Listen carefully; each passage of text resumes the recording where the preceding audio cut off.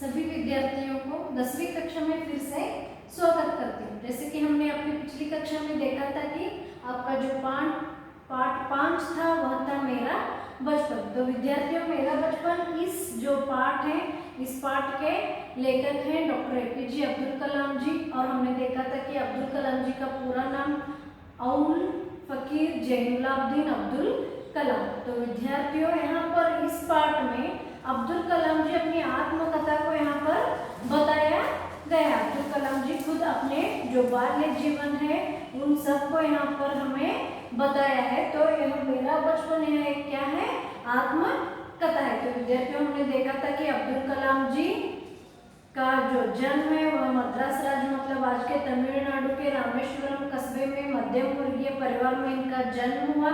फिर अब्दुल कलाम जी के पिता का नाम है जैनुलाब्दीन और माता जी का नाम है आशियामा। तो विद्यार्थियों, यहाँ पर अब्दुल कलाम जी बताते हैं कि मेरे पिताजी को ज़्यादा औपचारिक शिक्षा नहीं थी, उसके बावजूद भी वो क्या थे, बुद्धिमान थे। और उनमें क्या थी, एक सत्य की उदारता भावना थी। और अपनी माता के बारे में बताते हैं कि मेरी माता का नाम आशी अम्मा है और आशी अम्मा हमारे पिताजी की एक अच्छी आदर्श जीवन संगिनी थी, मतलब जीवन संगाती थे।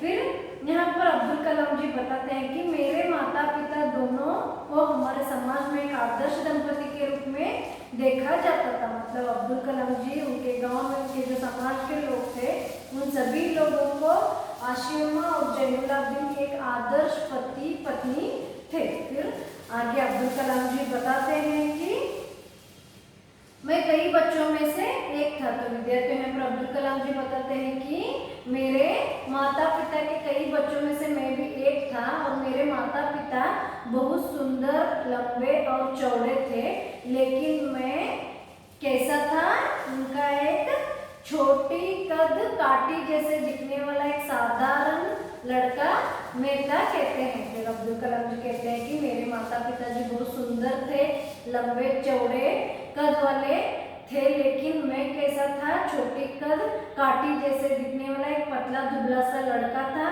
फिर अब्दुल कलाम जी यहाँ पर बताते हैं कि हम रामेश्वरम की मस्जिद वाली गली में रहते थे। फिर अब्दुल कलाम जी यहाँ पर यह भी बताया कि उन्होंने रामेश्वरम में मस्जिद वाली गली में रहते थे। फिर वहाँ पर उनका घर था और वह घर बहुत पुश्तैनी था, मतलब उनका घर पुराना था। फिर वह ईंट पत्थर से चुना से बना हुआ एक मजबूत पक्का घर था। रामेश्वरम मस्जिद वाली गली में इनका घर था, वह भी ईंट पत्थर और चुने से बना हुआ एक मजबूत इनका घर था। फिर अब्दुल कलाम जी कहते हैं कि मेरे पिताजी एक आडंबरहीन व्यक्ति थे।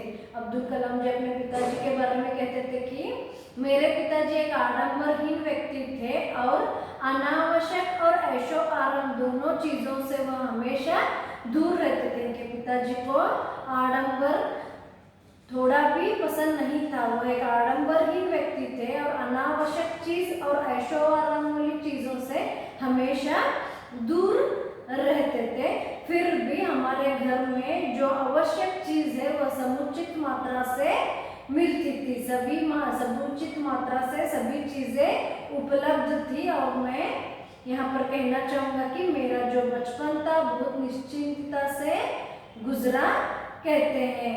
वह भी कैसे, भौतिक और भावनात्मक दोनों दृष्टि से अब्दुल कलाम जी का जो बचपन है वह निश्चिंतता से गुजरा, कहते हैं। फिर अब्दुल कलाम जी कहते हैं कि मैं प्रायशः हमेशा मेरे माता के साथ ही खाना खाता था। अब्दुल कलाम जी अपने माता जी के साथ ही खाना खाते थे। वह भी उन्होंने उनके माता जी के साथ बैठकर रसोई में ही खाना खाते थे। उनके माताजी उनके आगे क्या करते थे, केले का जो पत्ता था वह बिछाते थे, उसके ऊपर चावल, सुगंधित सांभर और उनके माताजी घर में बना हुआ अचार और नारियल की चटनी परोसते थे। और मैं और मेरी माता हमेशा मिलकर रसोई में खाना खाते थे। यह बात यहाँ पर अब्दुल कलाम जी कहते हैं। और यहाँ तक हमने विद्यार्थियों पिछली कक्षा में देखा था। देखिए मेरा बचपन इस जो पाठ है यह एक आत्मकथा है और इस पाठ में अब्दुल कलाम जी कहते हैं कि खुद अब्दुल कलाम जी ही यहाँ पर बताया है, क्योंकि इस पाठ के जो लेखक है वह डॉक्टर एपीजे अब्दुल कलाम जी है और अब्दुल कलाम जी का जो पूरा नाम है अबुल फकीर जैनुलाब्दीन अब्दुल कलाम। फिर अब्दुल कलाम जी कहते हैं कि मद्रास राज्य के मतलब आज के तमिलनाडु के एक छोटे से रामेश्वरम कस्बे मध्यम वर्गीय परिवार में अब्दुल कलाम जी का जन्म हुआ।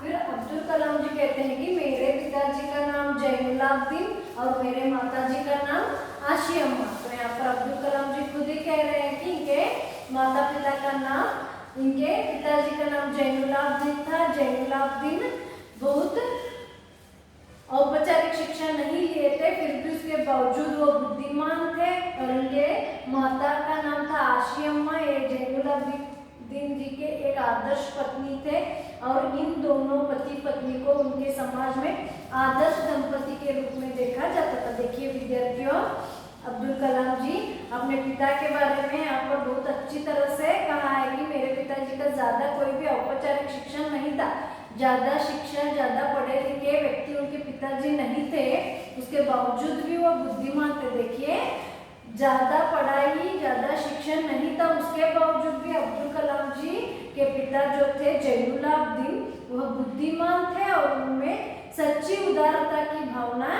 थी। यहाँ पर अब्दुल कलाम जी कहते हैं। फिर उनके माता जी का नाम यहाँ पर उन्होंने कहा है कि मेरे माता जी का नाम आशी अम्मा। अब्दुल कलाम जी की माता जी का नाम आशी अम्मा और ये जैनुलाब्दीन जी की एक आदर्श जीवन संगाती थी। फिर इन दोनों पति पत्नी को उनके समाज में ही आदर्श दंपति के रूप में देखा जाता था। देखिए ये रामेश्वरम गांव में ही एक आदर्श दंपति थे, सभी लोग इनको आदर्श दंपति के रूप में देखते थे। फिर आगे अब्दुल कलाम जी कहते थे कि कई बच्चों में मतलब जैनुलाब्दीन और आशी अम्मा के कई बच्चों में मैं भी एक हूँ और मेरे माता पिता दोनों लंबे चौड़े थे और सुंदर थे। यहाँ पर जैनुलाब्दीन और आशी अम्मा बहुत सुंदर थे, लेकिन मैं कैसा था, छोटी कर काटी का दिखने वाला एक साधारण लड़का था। अब्दुल कलाम जी बचपन में दुबले पतले छोटे थे। विद्यार्थियों, यहाँ पर अब्दुल कलाम जी बता रहे हैं कि मैं जब बचपन में था दुबला पतला काटी जैसा था और हम रामेश्वरम मस्जिद वाली गली में एक पुश्तैनी घर में रहते थे। फिर अब्दुल कलाम जी कहते हैं कि रामेश्वरम मस्जिद वाली गली में वो भी एक पुश्तैनी घर में अब्दुल कलाम जी और उनका पूरा परिवार रहता था। वह घर ईंट पत्थर और चूने से बना एक पक्का घर था। देखिए जब ये उनके पुश्तैनी घर में रहते थे वो भी घर ईंट पत्थर और चूना से बना एक मजबूत क्या था, घर था और वो भी रामेश्वरम मस्जिद वाली गली में था कहते हैं। फिर उसके बाद अब्दुल कलाम जी यहाँ पर कह रहे हैं विद्यार्थियों कि मेरे पिता आडंबरहीन व्यक्ति थे। अब्दुल कलाम जी के जो पिता हैं जैनुलाब्दीन, ये आडंबरहीन व्यक्ति थे, अनावश्यक एवं ऐशो आराम वाली चीजों से हमेशा दूर रहते थे। देखिए कुछ वस्तु हमारे साथ रहते हैं, वह अनावश्यक वस्तु भी रहते हैं, कई वस्तु ऐशो आराम वाली चीजें भी रहते हैं, लेकिन अब्दुल कलाम जी के जो पिता थे जैनुलाब्दीन उनको ये दोनों चीजें बिल्कुल भी पसंद नहीं थे। इसीलिए ये कह रहे हैं कि मेरे पिताजी आडंबरहीन व्यक्ति थे, साथ में वे अनावश्यक और ऐशो आराम वाली चीजों से हमेशा दूर रहते थे। इन दोनों चीजों से हमेशा दूर रहते थे कहते हैं। लेकिन इनके घर में जो कोई भी आवश्यक चीज है वह सभी चीज उपलब्ध रहती थी, समुचित मात्रा में सभी चीज इनको मिलती थी। इसीलिए अब्दुल कलाम जी कहते हैं कि मेरा बचपन भावनात्मक और भौतिक दोनों से ही क्या था, अच्छा गुजरा था। यहाँ पर अब्दुल कलाम जी कहते हैं आगे, फिर प्रायशः मैं हमेशा रसोई में अपने माता के साथ ही खाना खाता था। फिर अब्दुल कलाम जी कहते हैं कि मैं हमेशा रसोई में बैठकर मेरे माता जी के साथ ही क्या करता था, खाना खाता था, हमेशा अपनी माँ के साथ बैठकर खाना खाते थे। यहाँ पर जो खाना खाए वह प्रसंग भी बहुत अच्छी तरह से अब्दुल कलाम जी वर्णन किया है। और यह जो प्रश्न है विद्यार्थियों, यह बहुत बार आपके जो प्रीवियस एग्जाम के क्वेश्चन पेपर्स हैं उसमें पढ़ा हुआ है, इसीलिए यह क्या है बहुत महत्वपूर्ण है कि अब्दुल कलाम जी कहते हैं कि मैं हमेशा मेरे माता जी के साथ बैठकर रसोई में खाना खाता था और मेरी माँ मेरे सामने केले का पत्ता बिछाती थी। देखिए अब्दुल कलाम जी कहते हैं कि केला मतलब हम क्या कहते हैं कन्नड़ में बाड़े हन्नू, इंग्लिश में बनाना कहते हैं, उसके जो पत्ते रहते हैं, देखिए सभी लोग ज़्यादा से ज़्यादा केले के पत्तों पर ही खाना खाते हैं, उसमें खाने का स्वाद ही कुछ क्या रहता है अलग रहता है। इसलिए अब्दुल कलाम जी यहाँ कहते हैं कि केले के पत्ते पर मेरी माँ मुझे खाना परोसती थी, उसके ऊपर क्या करते थे स्वादिष्ट सांभर और घर में बना हुआ अचार और नारियल की चटनी। हमेशा मैं यही मेरे माँ के साथ बैठकर रसोई में खाता था। तो यहाँ पर जो खाया हुआ है वह प्रसंग भी यहाँ पर उन्होंने बताया है विद्यार्थियों। और यह जो प्रश्न है यह बहुत महत्वपूर्ण प्रश्न है, बहुत बार यह प्रश्न पढ़ा हुआ है। तो यह था पिछली कक्षा में मैं आपको बताई थी। और यहाँ पर अब्दुल कलाम जी के माता पिता, अब्दुल कलाम जी कैसे घर में रहते थे यह भी प्रश्न है। अब्दुल कलाम जी के जो माता है पिता है जैनुलाब्दीन पिता, आशिया अम्मा माता, और साथ में ये पुश्तैनी घर में रहते थे। ईंट चुना और पत्थर से बना एक पक्का घर इनका था, वह रामेश्वरम के मस्जिद वाली गली में इनका घर था। फिर इनके पिता आडंबरहीन व्यक्ति थे, हमेशा अनावश्यक और ऐशो आराम वाली दोनों चीज़ों से हमेशा दूर रहते थे। और हमेशा इनके घर में समुचित मात्रा में सभी आवश्यक चीज़ उपलब्ध थी। यह बताने के साथ यहाँ पर अब्दुल कलाम जी ने बताया कि मैं हमेशा मेरी माँ के साथ बैठकर रसोई में ही खाना खाता था और मेरी माँ मेरे सामने केले का पत्ता बिछाती, फिर उसके ऊपर चावल परोसती, चावल के ऊपर सुगंधित सांभर और घर में बना हुआ अचार और स्वादिष्ट क्या नारियल की चटनी। तो यह था विद्यार्थियों अब्दुल कलाम जी अपने बाल्य के बारे में यहाँ पर बताया। तो हम आगे अब देखेंगे। ಆತ್ಮೀಯ ವಿದ್ಯಾರ್ಥಿಗಳೇ, ನಾವು ಹಿಂದಿನ ಅವಧಿಯೊಳಗೆ ಏನು ಮಾಡಿದ್ವಿ ಮೇರಾ ಬಚಪನ್ ಈ ಪಾಠವನ್ನು ನೋಡಿದ್ವಿ। ಈ ಪಾಠದ ಲೇಖಕರು ಡಾಕ್ಟರ್ APJ ಅಬ್ದುಲ್ ಕಲಾಂ ಜಿ, ಔಲ್ ಫಕೀರ್ ಜೈನುಲಾಬ್ದೀನ್ ಅಬ್ದುಲ್ ಕಲಾಂ ಇವರ ಪೂರ್ಣ ಹೆಸರು, ಇವರ ತಂದೆ ಹೆಸರು ಜೈನುಲಾಬ್ದೀನ್, ತಾಯಿ ಹೆಸರು ಆಶಿಯಮ್ಮ। ಇವರು ತಂದೆ ತಾಯಿ ಇಬ್ಬರು ಇವರ ಒಂದು ಸಮಾಜದ ಆದರ್ಶ ದಂಪತಿ ರೂಪೊಳಗ ಇವರನ್ನ ನೋಡ್ತಿದ್ರು ಅಂತ ಹೇಳ್ಯಾರು। ಆಮೇಲೆ ಅಬ್ದುಲ್ ಕಲಾಂ ಜಿ ಅವರ ಜನ್ಮ ಮದ್ರಾಸ್ ರಾಜ್ಯದ ಒಂದು ಈಗಿನ ತಮಿಳುನಾಡು ರಾಮೇಶ್ವರಂ ಅನ್ನೋ ಒಂದು ಮಧ್ಯಮ ವರ್ಗ ಪರಿವಾರ ಒಳಗೆ ಇವರ ಜನ್ಮವಾಯಿತು। ನಂತರ ಅಬ್ದುಲ್ ಕಲಾಂ ಜಿ ಅವ್ರು ಏನು ಹೇಳ್ತಾರಂದ್ರೆ, ನಾವ ಒಂದು ಪುಶ್ತೈನಿ ಅಂದ್ರೆ ಹಳಿ ಮನೆಯೊಳಗ ರಾಮೇಶ್ವರಂ ಮಸ್ಜಿದ್ ವಾಲಿ ಅನ್ನೋ ಒಂದು ಗಲಿ ಅಂದ್ರೆ ಓಣಿ ಒಳಗ ನಾವು ವಾಸಿಸ್ತಿದ್ದು। ಅಲ್ಲಿ ನಮ್ಮ ಮನೆ ಹೆಂಗಿತ್ತಂದ್ರೆ ಸುಣ್ಣ ಕಲ್ಲ ಇಟಂಗಿಯಿಂದ ಕಟ್ಟಿದ್ದ ಒಂದು ಏನಿತ್ತಂದ್ರೆ ಪಕ್ಕಾ ಮನೆ ನಮ್ದಿತ್ತು, ಮಜಬೂತಾದ ಮನೆ ನಮ್ದಿತ್ತು ಅಂತ ಹೇಳ್ತಾರು। ನಂತರ ಅಬ್ದುಲ್ ಕಲಾಂ ಜಿ ಏನಂತಂದ್ರೆ, ನನ್ನ ತಂದೆ ಆಡಂಬರಹೀನ ವ್ಯಕ್ತಿ ಇದ್ರು, ಇವರು ಯಾವಾಗೂ ಐಶೋ ಆರಾಮ್ ಚೀಸ್ ಹಾಗೂ ಅನಾವಶ್ಯಕ ಚೀಸದಿಂದ ವಸ್ತುಗಳಿಂದ, ಐಶೋ ಆರಾಮ್ ವಸ್ತು ಹಾಗೂ ಅನಾವಶ್ಯಕ ವಸ್ತುಗಳಿಂದ ಯಾವತ್ತೂ ದೂರ ಇರ್ತಿದ್ರು ಅಂತ ಹೇಳ್ತಾರೆ। ಆದರೂ ನಮ್ಮ ಮನೆಯೊಳಗೆ ಸಮುಚಿತ ಮಾತ್ರ ಒಳಗೆ ಎಲ್ಲ ವಸ್ತುಗಳು ಉಪಲಬ್ಧಿದ್ದು, ಒಟ್ಟಾರೆಯಾಗಿ ಹೇಳ್ಬೇಕಂದ್ರೆ ನನ್ನ ಬಾಲ್ಯ ಬಹಳಷ್ಟು ನಿಶ್ಚಿಂತತೆಯಿಂದ ಕಳೆದಿದೆ। ಭಾವನಾತ್ಮಕ ಹಾಗೂ ಭೌತಿಕ ಎರಡೂ ದೃಷ್ಟಿಯಿಂದ ನನ್ನ ಬಾಲ್ಯ ಬಹಳಷ್ಟು ಒಳ್ಳೆಯ ರೀತಿ ಹಾಗೂ ನಿಶ್ಚಿಂತತೆಯಿಂದ ಕಳೆದಿದೆ ಅಂತ ಅಬ್ದುಲ್ ಕಲಾಂ ಜಿ ಹೇಳ್ತಾರೆ।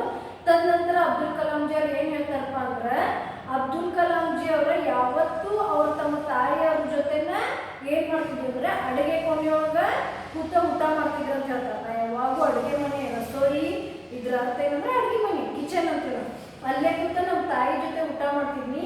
ನಮ್ಮ ತಾಯಿ ನನಗೆ ಯಾವತ್ತೂ ಏನು ಮಾಡ್ತಿದ್ರಪ್ಪ ಅಂದ್ರೆ ನನ್ನ ಮುಂದೆ ಬಾಳೆ ಎಲೆಯನ್ನು ಹಾಸ್ತಿದ್ರಿ, ಅಂದರೆ ಕೇಲೇಕ ಪತ್ತ ಇದ್ರ ಅರ್ಥ ಏನಂದ್ರೆ ಬಾಳೆ ಎಲೆಯನ್ನು ಹಾಸಿ ಅದ್ರ ಮೇಲೆ ಏನು ಮಾಡ್ತಿದ್ರು ಅಂದ್ರೆ ಅನ್ನ, ಅದ್ರ ಮೇಲೆ ಸಾಂಬಾರ ಸ್ವಾದಿಷ್ಟ ಸಾಂಬಾರು ನೀಡ್ತಿದ್ರು। ಆಮೇಲೆ ಅದ್ರ ಜೊತೆ ನಮ್ಮ ಮನೆಯೊಳಗೆ ಮಾಡಿದ್ದು ಉಪ್ಪಿನಕಾಯಿ ಹಾಗೂ ಕೊಬ್ಬರಿ ಚಟ್ನಿ ನಾರಿಯಲ್ಗಿ ಚಟ್ನಿ ಅಂತ ಹೇಳಿ ಕೊಬ್ಬರಿ ಚಟ್ನಿಯನ್ನ ಹಾಕ್ತಿದ್ರು ಅಂತ ಹೇಳ್ತಾರೆ. ಈ ಪ್ರಶ್ನೆ ಬಹಳಷ್ಟು ಸಲ ನಿಮ್ಮ ಹಿಂದಿನ ಕ್ವಶನ್ ಪೇಪರ್ ಒಳಗ ಬಿದ್ದಿದೆ. ವಿದ್ಯಾರ್ಥಿಗಳೇ ಅಬ್ದುಲ್ ಕಲಾಂ ಜಿ ಲೆಸನ್ ಒಳಗಿನ ಬಹಳಷ್ಟು ಕ್ವಶನ್ಸ್ ಆಗ್ತಾರು, ಅದಕ್ಕಾಗಿ ಈ ಪಾಠ ಬಹಳಷ್ಟು ಇಂಪಾರ್ಟೆಂಟ್ ಐತಿ. ನಾನು ಬಹಳಷ್ಟು ಸ್ಲೋ ಹೊಂಟೇನಿ, ರಿಪೀಟ್ ಮಾಡಿ ಹೇಳ್ತೇನೆ ಹಿಂದಿಂದ, ಯಾಕಂದ್ರೆ ನಾವು ಈಗಾಗಲೇ ಪಾಠ 5ಕ್ಕೆ ಬಂದೇವಿ. ನೀವೇನು ಮಾಡ್ರಂತ ಎಷ್ಟು ಪಾಠ ಲಕ್ಷ ಕೊಟ್ಟು ಕೇಳ್ತೀರಿ, ನಿಮಗೆ ಹೆಚ್ಚು ಓದಕ್ಕೂ ಹತ್ತಂಗಿಲ್ಲ. ಹಾಗಾದ್ರೆ ನಾವು ಮುಂದಿನ ಪಾಠವನ್ನ ನೋಡೋಣ. ನೋಡಿ, प्रतिष्ठित शिव मंदिर जिसके कारण रामेश्वरम प्रसिद्ध तीर्थ स्थल है। हमारे घर से 10 मिनट का पैदल रास्ता था। जिस इलाके में हम रहते थे वह मुस्लिम बहुल था, लेकिन वहाँ कुछ हिंदू परिवार भी थे जो अपने मुसलमान पड़ोसियों के साथ मिलजुल कर रहते थे। हमारे इलाके में एक बहुत ही पुरानी मस्जिद थी जहाँ शाम को नमाज के लिए मेरे पिताजी मुझे साथ ले जाते थे। देखिए यहाँ पर अब्दुल कलाम जी कहते हैं कि प्रतिष्ठित शिव मंदिर जिसके कारण रामेश्वरम प्रसिद्ध तीर्थ स्थल है, हमारे घर से 10 मिनट का पैदल रास्ता था। यहाँ पर फिर अब्दुल कलाम जी फिर आगे बता रहे हैं कि उनके जो गांव रामेश्वरम है, यहाँ पर एक प्रसिद्ध क्या है, शिव का मंदिर है, वह भी एक तीर्थ स्थल है। इसके कारण ही आज भी रामेश्वरम बहुत प्रसिद्ध है। और यह जो शिव का मंदिर है वह अपने घर से 10 मिनट का क्या है, रास्ता है, पैदल भी हम वहाँ पर जा सकते हैं कहते हैं। देखिए विद्यार्थियों, यहाँ पर अब्दुल कलाम जी कहते हैं कि जो प्रतिष्ठित शिव मंदिर है जिसके कारण रामेश्वरम आज भी प्रसिद्ध तीर्थ स्थल है, यह हमारे घर से 10 मिनट का पैदल रास्ता है कहते हैं। जिस इलाके में हम रहते थे वहाँ वह मुस्लिम बहुल थी। देखिए या फिर अब्दुल कलाम जी कहते हैं कि रामेश्वरम में प्रसिद्ध एक शिव मंदिर है, जिसके ही कारण देखिए शिव मंदिर को देखने के लिए कहाँ कहाँ से लोग रामेश्वरम जाते हैं। आज रामेश्वरम एक प्रसिद्ध तीर्थ स्थल है, इसका कारण वहाँ पर एक शिव मंदिर है। लोग शिव मंदिर को देखकर साथ साथ अब्दुल कलाम जी का जो पुश्तैनी घर था उसे भी देखकर आते हैं। देखिए विद्यार्थियों, जब आप प्रवास जाते हो, अगर रामेश्वरम जाते हो तो शिव मंदिर के कारण ही आप रामेश्वरम जाते हैं। आजकल बहुत लोग क्या करते हैं, तीर्थ स्थल को जाते हैं तो रामेश्वरम को भी जाके ही आते हैं। वहाँ एक प्रसिद्ध शिव मंदिर है, यहाँ पर वह भी अब्दुल कलाम जी इस पाठ में कह रहे हैं कि प्रसिद्ध शिव मंदिर है जिसके कारण आज रामेश्वरम एक प्रसिद्ध तीर्थ स्थल है। वह जो मंदिर है हमारे घर से 10 मिनट का पैदल रास्ता है। मतलब अब्दुल कलाम जी बताते हैं कि हमारे घर से वह जो शिव मंदिर है वह 10 मिनट का क्या है, फासला है। यहाँ से 10 मिनट तक गए तो अब्दुल कलाम जी के घर से शिव मंदिर केवल 10 मिनट का ही क्या है, फासला है। वहाँ से वह गए तो वहाँ शिव मंदिर दिखाई नजर आता है। वहाँ पैदल भी मतलब चलते भी वहाँ पर जा सकते हैं। फिर अब्दुल कलाम जी कहते हैं कि हमारा जो घर था वह मुस्लिम बहुल में था। मतलब अब्दुल कलाम जी कहते हैं कि जिस इलाके में, मतलब जिस गली में यह रहते थे, जिस इलाके में यह रहते थे वह एक मुस्लिम बहुल था। देखिए विद्यार्थियों, मुस्लिम समुदाय का ही लोग वहाँ पर ज़्यादा रहते थे। उसी समुदाय के में इलाके में ही अब्दुल कलाम जी का भी घर था, लेकिन वहाँ कुछ हिंदू परिवार भी थे। लेकिन अब्दुल कलाम जी कहते हैं कि मुस्लिम बहुल था, फिर भी वहाँ कुछ हिंदू लोग भी रहते थे, मुसलमान पड़ोसियों के साथ मिलजुल कर रहते थे। देखिए हमारा देश क्या है, सभी धर्म सभी जातियों से मिला जुला हुआ है। हम सभी क्या है, जाति के लोग, सभी धर्म के लोग इस देश में, भारत में रहते हैं। तो अब्दुल कलाम जी भी यहाँ पर वही कह रहे हैं कि विद्यार्थियों, जो अब्दुल कलाम जी रहते थे वह जो इलाका था वह मुस्लिम इलाका था, फिर भी वहाँ कुछ हिंदू के घर थे, कुछ लोग हिंदू के भी थे, लेकिन हिंदू और मुसलमान सभी क्या करते थे, मिलजुल के रहते थे। हमारे इलाके में एक बहुत ही पुरानी क्या थी, मस्जिद थी। देखिए इनके जो इलाके में रामेश्वरम के मस्जिद वाली गली में मुस्लिम बहुल के लोग में ही इनका जो घर था, उनके इलाके में एक बड़ी पुरानी क्या थी, मस्जिद थी।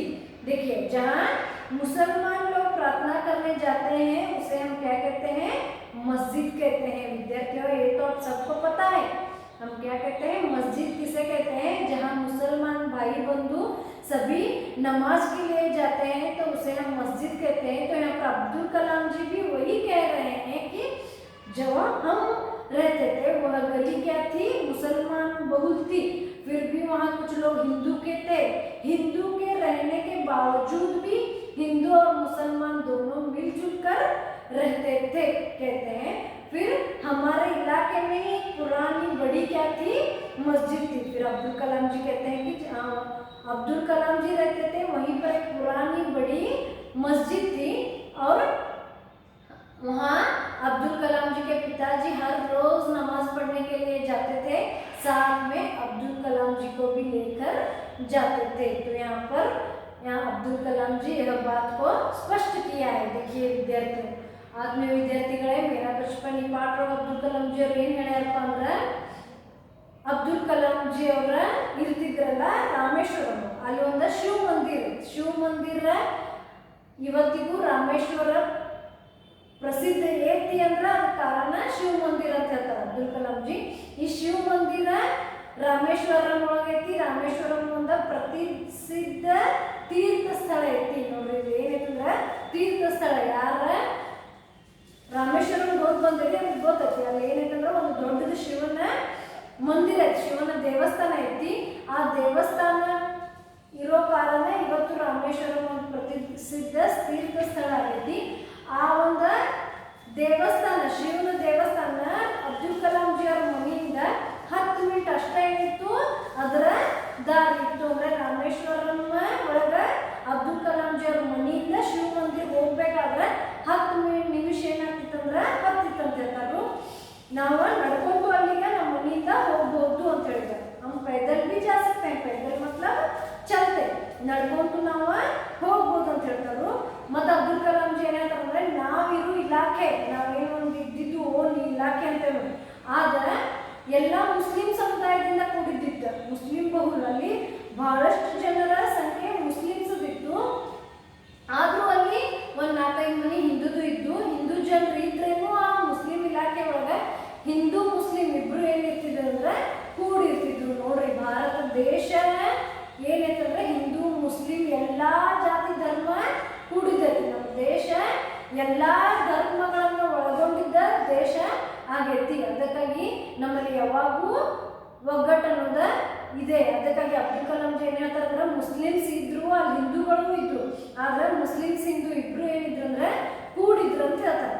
ಮತ್ತೇನು ಹೇಳ್ತಾರಂದ್ರೆ, ನಾವು ಇರೋ ಒಂದು ಇಲಾಖೆ ಒಳಗ ಒಂದು ದೊಡ್ಡದ पुरानी मस्जिद थी। पुरानी इसका मतलब है पुराना ನೋಡ್ರಿ। ಪುರಾಣಿ ಇದ್ರ ಅರ್ಥ ಏನಂದ್ರೆ ಹಳಿದು, ಹಳಿಗೊಂದ ಏನಿತ್ತು ಅಂದ್ರೆ ದೊಡ್ಡದು ಮಸೀದಿ ಅಂತೇಳಿ ಮಸ್ಜಿದ್ ಇತ್ತು। ಆ ಮಸೀದಿಗೆ ನಾವು ಏನ್ ಮಾಡ್ತಿದ್ವಿ ಅಂದ್ರೆ ದಿನ ನಮ್ಮ ತಂದೆಯವರ ನಮಾಜ್ ಬಿಡಾಕಲ್ಲಿ ಕರ್ಕೊಂಡು ಹೋಗ್ತೀವಿ ಅಂತ ಹೇಳ್ತಾರೆ। ವಿದ್ಯಾರ್ಥಿಗಳೇ, ನಾವು ಮಸೀದಿ ಎದಕ್ಕೆ ಅಂತೀವಪ್ಪ ಅಂದ್ರೆ, ಮುಸ್ಲಿಂ ಜನರು ಎಲ್ಲಿ ಪ್ರಾರ್ಥನೆ ಮಾಡ್ತಾರಲ್ಲ ಅಲ್ಲಿ ಅದಕ್ಕೆ ಏನಂತಂದ್ರೆ ಮಸೀದಿ ಅಂತ ಹೇಳಿ ಕರಿತೇವೆ, ಮಸ್ಜಿದ್ ಅಂತ ಹೇಳಿ ಕರಿತೇವೆ। ಮುಸ್ಲಿಮರ ಒಂದು ಪವಿತ್ರ ಪ್ರಾರ್ಥನೆ ಮಾಡುವ ಸ್ಥಳಕ್ಕೆ ನಾವು ಏನಂತೇವೆ ಅಂದ್ರೆ ಮಸೀದಿ ಅಂತ ಹೇಳ್ತೀವಿ।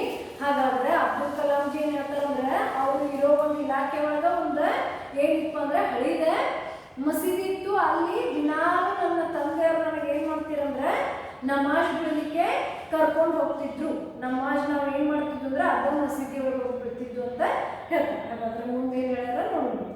रामेश्वरम मंदिर के सबसे बड़े पुजारी पक्षी लक्ष्मण शास्त्री मेरे पिताजी के एक अभिन्न मित्र थे। आध्यात्मिक मामलों पर चर्चाएं करते रहते थे। जब मैं प्रश्न पूछने लायक बड़ा हुआ तो मैंने पिताजी से नमाज की प्रासंगिकता के बारे में पूछा। वे कहते हैं, जब तुम नमाज पढ़ते हो तो तुम अपने शरीर से इतर ब्रह्मांड का एक हिस्सा बन जाते हो, जिसमें दौलत, आयु, जाति या धर्म पंथ का कोई भेदभाव नहीं होता। देखिए यहाँ पर अब्दुल कलाम जी कहते हैं कि रामेश्वरम मंदिर के सबसे बड़े पुजारी पक्षी लक्ष्मण शास्त्री मेरे पिताजी के एक अच्छे अभिन्न मित्र थे। फिर यहाँ पर अब्दुल कलाम जी यह भी बात बताया है कि रामेश्वरम मंदिर के एक बड़े पुजारी थे, सबसे बड़े पुजारी थे, उनका नाम था पक्षी लक्ष्मण शास्त्री। देखिए रामेश्वरम मंदिर के एक बड़े पुजारी थे, उनका नाम था पक्षी लक्ष्मण शास्त्री।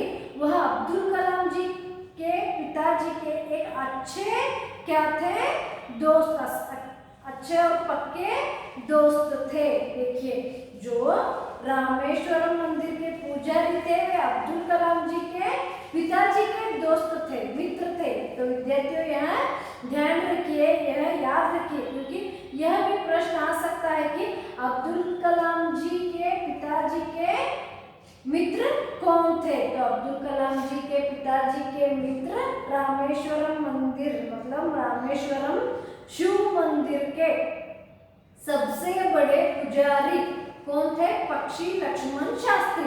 वह जैनुलाब्दीन जी मतलब अब्दुल कलाम जी के पिताजी के एक अभिन्न मित्र थे, बहुत अच्छे मित्र थे विद्यार्थियों। फिर अब्दुल कलाम जी के जो पिताजी जैनुलाब्दीन थे वे और जो पक्षी लक्ष्मण शास्त्री थे वह दोनों हमेशा आध्यात्मिकता के बातें करते थे, हमेशा अच्छे और आध्यात्मिकता के ही बातें करते थे। देखिए ये जो जैनुलाब्दीन थे यह मुस्लिम समुदाय के थे। यहाँ पर अब्दुल कलाम जी के पिताजी हर रोज नमाज पढ़ने जाते थे और इनके जो मित्र थे वह है सबसे बड़े पुजारी, रामेश्वरम मंदिर के ही सबसे बड़े पुजारी पक्षी लक्ष्मण शास्त्री और जैनुलाब्दीन, दोनों एक अभिन्न मित्र थे। और ये दोनों हमेशा जब बैठते थे तो आध्यात्मिक के बारे में ही बात करते थे। ये दोनों हमेशा आध्यात्मिकता के बारे में हमेशा अच्छे बातें करते थे। और यहाँ पर अब्दुल कलाम जी कहते हैं कि जब मैं प्रश्न पूछने के लायक हो गया, फिर अब्दुल कलाम जी कहते हैं कि जब मैं प्रश्न पूछने के लायक इतना बड़ा हो गया तो मैं अपने पिताजी को नमाज की प्रासंगिकता के बारे में पूछा। फिर अब्दुल कलाम जी कहते हैं ये जैनुलाब्दीन और पक्षी लक्ष्मण शास्त्री जी हमेशा आध्यात्मिकता के बारे में बात करते थे। फिर उसके बाद अब्दुल कलाम जी कहते हैं कि जब मैं प्रश्न पूछने के लायक हो गया, जब प्रश्न पूछने के इतना अब्दुल कलाम जी बड़े हो गए तो वे अपने पिताजी को प्रश्न पूछा कि नमाज के बारे में ही उन्होंने पूछा कि जब तुम नमाज, देखिए उन्होंने नमाज के बारे में पूछा, मतलब नमाज क्या है, हम नमाज क्यों पढ़ते हैं। यह बहुत सारे प्रश्न अब्दुल कलाम जी के दिमाग में खटखट रहे थे, इसीलिए उन्होंने अपने पिताजी जैनुलाब्दीन को जब प्रश्न पूछने के लायक हो गए तो पहला प्रश्न यही पूछा कि नमाज की प्रासंगिकता के बारे में। तो जैनुलाब्दीन उनको यह उत्तर दिए कि जब तुम नमाज पढ़ते हो तो तुम अपने शरीर से इतर ब्रह्मांड का एक हिस्सा बन जाते हो, जिसमें दौलत, आयु, जाति या धर्म, पंथ का कोई भेदभाव नहीं होता। देखिए विद्यार्थियों, जैनुलाब्दीन बहुत अच्छी तरह से यहाँ पर नमाज की प्रासंगिकता के बारे में बताया है कि जब तुम नमाज पढ़ते हो, जब हम नमाज पढ़ते हैं, देखिए जब हम भगवान की प्रार्थना करते हैं तो हम क्या करते हैं, अपने शरीर से इतर ब्रह्मांड का, ब्रह्मांड मतलब आप सबको पता है, अपने शरीर से एक ब्रह्मांड का क्या बन जाते हैं, हम हिस्सा बन जाते हैं। जहाँ भगवान रहते हैं तो उस ब्रह्मांड का एक हिस्सा हम बन जाते हैं, जिसमें उस ब्रह्मांड में दौलत, आयु, जाति, धर्म, पंथ कोई भी भेदभाव नहीं होता। देखिए कितना सुंदर वर्णन यहाँ पर जैनुलाब्दीन नमाज के बारे में बताया। जब हम नमाज करने बैठते हैं, हर व्यक्ति नमाज करने बैठता है तो वह अपने शरीर से एक इतर ब्रह्मांड का हिस्सा बन जाता है। एक ब्रह्मांड के ही हम क्या बन जाते हैं, हिस्सा मतलब भाग बन जाते हैं। उस में क्या नहीं रहता, दौलत, मतलब जो पैसे हैं, जहाँ धन है, दौलत है, वो दौलत, आयु और क्या है यहाँ पर जाति, धर्म, पंथ का कोई भेदभाव नहीं होता। देखिए जब नमाज पढ़ते हैं तो वहाँ पर दौलत का भेदभाव नहीं रहता, जाति का, पंथ का और आयु का कोई भी भेदभाव नहीं रहता। यही नमाज का रहस्य उन्होंने अपने बेटे अब्दुल कलाम जी को जैनुलाब्दीन बताया। देखिए जब हम नमाज पढ़ते हैं तो हम सभी भूल जाते हैं और ब्रह्मांड का एक हिस्सा बन जाते हैं, उस नमाज में खोए रहते हैं। जब हम भगवान की प्रार्थना करते हैं तो उस ब्रह्मांड का हिस्सा बनकर वहाँ पर दौलत, आयु, धन, जाति, पंथ कोई भी भेदभाव नहीं रहता। जब नमाज पढ़ते हैं तो हमारा दिमाग पूरा भगवान के पास जाता है। यही प्रसन्नता का सुंदर वर्णन यहाँ पर अब्दुल कलाम जी के जो पिताजी थे उन्होंने उत्तर दिया। विद्यार्थियों यह भी प्रश्न बहुत बार आ चुका है कि अब्दुल कलाम जी नमाज की प्रसंगता के बारे में अपने पिताजी को क्या पूछा, मतलब उनके पिताजी क्या जवाब दिया। और एक बार बताऊंगी कि उनके पिताजी कहने लगे कि जब हम नमाज पढ़ते हैं तो अपने शरीर के इतर ब्रह्मांड का एक हिस्सा बन जाते हैं, अपने शरीर से इतर ब्रह्मांड का एक हिस्सा बन जाते हैं हम। उसमें कोई भी दौलत, आयु, जाति, पंथ इसका कोई भेदभाव नहीं रहता। तो विद्यार्थियों यह भी प्रश्न बहुत बार आ चुका है, तो इसी को भी आप क्या कीजिए, याद रखिए। आत्मीय विद्याರ್ಥಿಗಳೇ ಏನು ಮಾಡಿದ್ರು ಅಂದ್ರೆ ರಾಮೇಶ್ವರಂ ಮಂದಿರ ಬಗ್ಗೆ ಹೇಳಿದ್ರು, ಅಬ್ದುಲ್ ಕಲಾಂ ಜಿ ತಮ್ಮ ತಂದೆ ತಾಯಿಯವರ ಬಗ್ಗೆ ಹೇಳಿದ್ರು। ನಂತರ ಏನು ಹೇಳಿದ್ರೆ ರಾಮೇಶ್ವರಂ ಮಂದಿರದ ಒಬ್ಬ ದೊಡ್ಡ ಪೂಜಾರಿ ಪಕ್ಷಿ ಲಕ್ಷ್ಮಣ್ ಶಾಸ್ತ್ರಿ ಇದ್ರು। ಅವರು ನಮ್ಮ ತಂದೆಯವರಿಂದ ಬಹಳಷ್ಟು ಒಳ್ಳೆಯ ಸ್ನೇಹಿತರಾಗಿದ್ರು, ಬಹಳಷ್ಟು ಪಕ್ಕಾ ಸ್ನೇಹಿತರು, ಮಿತ್ರರಾಗಿದ್ರು। ಪಕ್ಷಿ ಲಕ್ಷ್ಮಣ್ ಶಾಸ್ತ್ರಿ ಅವರು ನನ್ನ ತಂದೆ ಇಬ್ರು ಯಾವಾಗಲೂ ಆಧ್ಯಾತ್ಮಿಕತೆ ಅಂದ್ರೆ ಬಹಳಷ್ಟು ಒಳ್ಳೆಯ ಮಾತುಗಳನ್ನ ಆಡ್ತಿದ್ರು। ಜೊತೆಗೆ ಇವ್ರು ಏನ್ ಹೇಳಿದ್ರೆ ನಾನು ಯಾವಾಗ ಪ್ರಶ್ನೆ ಕೇಳೋ ಲಾಯಕ್ ಆದ್ನಿ, ಅಷ್ಟು ದೊಡ್ಡವನ್ನ ಆದ್ನಿ ಪ್ರಶ್ನೆ ಕೇಳೋದ, ನಮ್ಮ ತಂದೆ ಫಸ್ಟ್ ಪ್ರಶ್ನೆ ಏನ್ ಕೇಳಿದ್ನಿಪ್ಪ ಅಂದ್ರೆ ನಮಾಜದ ಬಗ್ಗೆ ಕೇಳಿ ಅಂತ ಹೇಳ್ತಾರೆ। ನಮಾಜದ ಪ್ರಾಸಂಗಿಕತೆ, ನಮಾಜ್ ಯಾಕೆ ಬಿಡಬೇಕು, ನಮಾಜ್ ಬಿದ್ರೆ ಏನಾಗ್ತೈತಿ ಅಂತ ಹೇಳಿ ಕೇಳಿದಾಗ ಅವ್ರ ತಂದೆ ಬಹಳಷ್ಟು ಒಳ್ಳೆಯ ಉತ್ತರವನ್ನ ಕೊಟ್ಟರು। ಈ ಪ್ರಶ್ನೆನೂ ನಿಮ್ಗೆ ಬಹಳ ಸಲ ಪರೀಕ್ಷೆಗೆ ಬಿದ್ದಿದೆ। ಅವ್ರ ತಂದೆ ಏನ್ ಹೇಳಿದ್ರಪ್ಪ ಅಂದ್ರೆ ನಮಾಜ್ ಯಾವಾಗ ನಾವು ನಮಾಜ್ ಬಿಡಾಕಂತ ಹೋಗ್ತೇವಿ, ನಾವು ನಮ್ಮ ಶರೀರದಿಂದ ಬೇರೆ ಒಂದು ಬ್ರಹ್ಮಾಂಡದೊಂದ ಭಾಗ ಆಗ್ಬಿಡ್ತೇವೆ ಅಂತ ಹೇಳಿ, ಒಂದು ಬ್ರಹ್ಮಾಂಡದ ಭಾಗ ಆಗ್ತೇವಿ। ಅದ್ರೊಳಗೆ ಯಾವುದು ದೌಲತ್ ಅಂದ್ರೇನ ದುಡ್ಡು ಅಥವಾ ಚಿನ್ನ, ಬೆಳ್ಳಿ ಇಂಥ ಯಾವುದು ಏನೂ ಇರಂಗಿಲ್ಲ, ಯಾವುದು ಸಂಪತ್ತು ಇರಂಗಿಲ್ಲ, ಯಾವುದು ವಯಸ್ಸಿನ ಅಂತರ ಇರಂಗಿಲ್ಲ, ಜಾತಿ, ಧರ್ಮ, ಪಂಥ ಇವು ಯಾವುದು ಭೇದ ಭಾವ ಅದ್ರೊಳಗೆ ಇರಂಗಿಲ್ಲ ಅಂತ ಹೇಳ್ಯಾರ। ಅಂದ್ರೆ ಅಷ್ಟು ನಾವು ದೇವರಿಂದ ಏನ್ ಮಾಡ್ತೀವಿ ಅಂದ್ರೆ ಶ್ರದ್ಧೆ ಮಾಡ್ತೀವಿ, ಅದಕ್ಕೆ ಇದು ನಮಾಜ್ ಪ್ರಾಸಂಗಿಕತೆ ಅಂತ ಹೇಳಿದ್ದಾರೆ। ಹಾಗಾದ್ರೆ ವಿದ್ಯಾರ್ಥಿಗಳೇ ಇಷ್ಟು ಏನ್ ಮಾಡ್ರಂದ್ರೆ ಪಾಠವನ್ನ ಓದಿದ್ರೊಳಗೆ ಎಷ್ಟು ಪ್ರಶ್ನೆ ಬರ್ತಾವೋ ಅವನ್ನ ಬರುತ್ತಾಗಿದ್ರಿ। ಪಾಠ ಅಬ್ದುಲ್ ಕಲಾಂ ಜಿ ತಮ್ಮ ಬಾಲ್ಯ ಜೀವನ ಬಗ್ಗೆ ಬಹಳಷ್ಟು ಸುಂದರವಾಗಿ ಹೇಳ್ಯಾರು। ನಾವು ಮುಂದಿನ ಕಕ್ಷೆ ಒಳಗ ಮುಂದಿನ ಅವಧಿ ಒಳಗ ಮತ್ತೆ ಬಂದು ಭೇಟಿ ಆಗ್ತೇನೆ। ಅಲ್ಲಿ ತನಕ ಧನ್ಯವಾದ।